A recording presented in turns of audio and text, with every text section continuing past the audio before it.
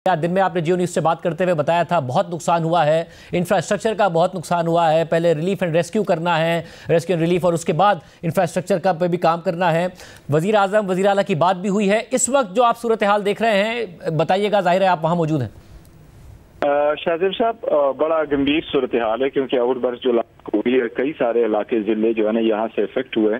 मेरे जिले में जो सारा इफेक्ट हुआ है तो डगर की तरफ, और बाकी इलाके जो इफेक्ट हुए सीरियसली, इस वक्त मेरे पास जो कंफर्म डेड है जिले की वो है 135 की डेथ हुई हैं, जिसमें से 28 चिल्ड्रन है और 74 वमेन है। लेकिन ये डेथ टोल हमारे हिसाब से बढ़ेगा, ये मेरा ख्याल है 350 क्रॉस करेगा, क्योंकि एक इलाका ऐसा भी है जहाँ से एक गाँव ऑलमोस्ट हाफ गाँव खत्म हो चुका है और वहाँ कोई पता एक्सेस हमें इस वक्त अवेलेबल नहीं है। हमने सारी टीम मोबिलाइज की है ताकि एक्सेस करे, वहाँ उन तक पहुँच जाए। तो फर्स्ट फोकस हमारा है रेस्क्यू पे और उसके बाद बाकी चीज़ें देखेंगे। उम्मीद है इंशाल्लाह ताला के लोगों तक हम पहुँचेंगे और कोशिश करें कि जितनी ज़्यादा जाने हम बचा सकते हैं उनको बचाएं। वैसे और जो कुछ आप देख रहे हैं, क्या आप खदशा है आपको कि और ज़्यादा जो है लोग शायद मारे गए हों इस सारे में, और शायद डैमेज भी ज़्यादा हो? इसलिए कि लोग पैदल तो चल सकते हैं, पैदल तो जा सकते हैं, लोगों के मवेशियाँ, गाड़ियाँ, इंफ्रास्ट्रक्चर, ओवरऑल घर, इनका जो नुकसान हुआ वो तो हुआ है। लेकिन जो इसलिए एक इलाके की मैं बात कर रहा हूँ, वो ऐसा इलाका कि वो ऑलमोस्ट एक विलेज जिसकी मिनिमम घर जो है वो 200 है। वहाँ 200 की आबादी में से कोई 4-5 घरों के अलावा बाकी घर नहीं है और वहाँ कई सारे लोग हैं अभी तक मिसिंग है। मुझे हॉस्पिटल में एक फैमिली ने बताया कि हमारे 7 बंदे मिसिंग है। दूसरी फैमिलीज है पूरी जिसके 2 बंदे बाकी है और उनके 47 लोग मिसिंग है, फैमिलीज के, दोनों फैमिलीज के। तो बड़े सारे लोग मिसिंग है। कल तक कोई जब हम उनका एक्सेस कर लेंगे, एक्सकेवेटर वगैरह लगाए हुए हैं, फिर पूरा अंदाजा हो जाएगा कि मैग्नीट्यूड क्या है जो जानी नुकसान का। अच्छा, पर आपने दिन में भी मुतालबा किया था वफाक से भी, सूबाई हुकूमत से भी, के कोऑर्डिनेशन के साथ आगे बढ़े, फिर खबर भी आई। आपको नजर आ रहा है कि जो रेस्क्यू के एफर्ट्स हैं वो मुकम्मल कोऑर्डिनेशन के साथ हो रही हैं? फिलहाल तो देखो, वफाकी हुकूमत की तरफ से तो कोई नहीं, सूबाई हुकूमत का मैं मशकूर हूँ कि हेलीकॉप्टर तक हमारे साथ इमदाद किया गया और उन्होंने फौरन 15 करोड़ रुपए रिलीज किए हमारे अफसर के लिए। लेकिन देखें, मेरा अभी भी दरख्वास्त होगी सबसे, ये सियासत का टाइम नहीं होता, ऐसे वक्त में कोई सूबा, कोई जिला ऑन इट्स ओन वो मैनेज नहीं कर पाता। ये वफाकी हुकूमत की, एनडीएमए की इतनी ही जिम्मेदारी है जितनी सूबाई हुकूमत की है। तो मैं सबको कहूँगा कोऑर्डिनेशन जरूरी है।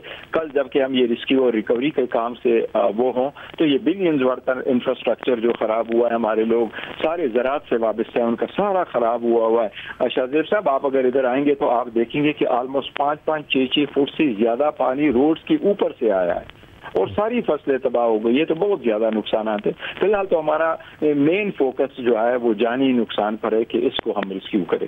ऐसा ज़ाहिर है बहुत ज़्यादा ज़रूरत होगी लोगों को भी, लोगों का अपना माली नुकसान भी हुआ है, जानी नुकसान भी हुआ है, फिर इंफ्रास्ट्रक्चर का भी। इसलिए मुझे ये बताइएगा कि आपने क्या अपनी ज़िंदगी में कभी इतना बड़ा नुकसान देखा है? क्योंकि हमारे नुमाइंदे बता रहे हैं कि ऐसा कभी देखा ही नहीं गया, वहाँ के लोग भी ये कह रहे हैं। आप बताइएगा।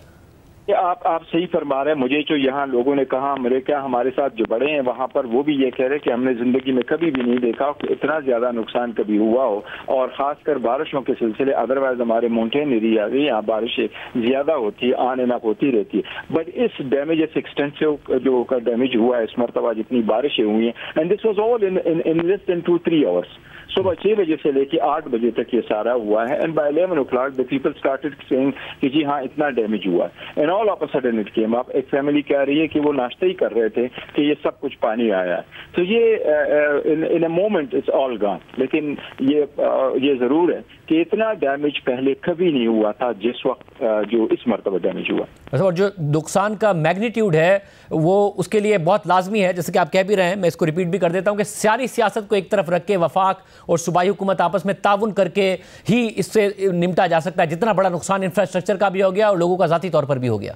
यस, बिल्कुल। और ये बिल्कुल होना चाहिए। दूसरी बात है कि वफाकी हुकूमत की इतनी ही जिम्मेदारी है इन सरकमस्टांस में, आईनी और कानूनी, जितनी जिम्मेदारी सूबाई हुकूमत की है।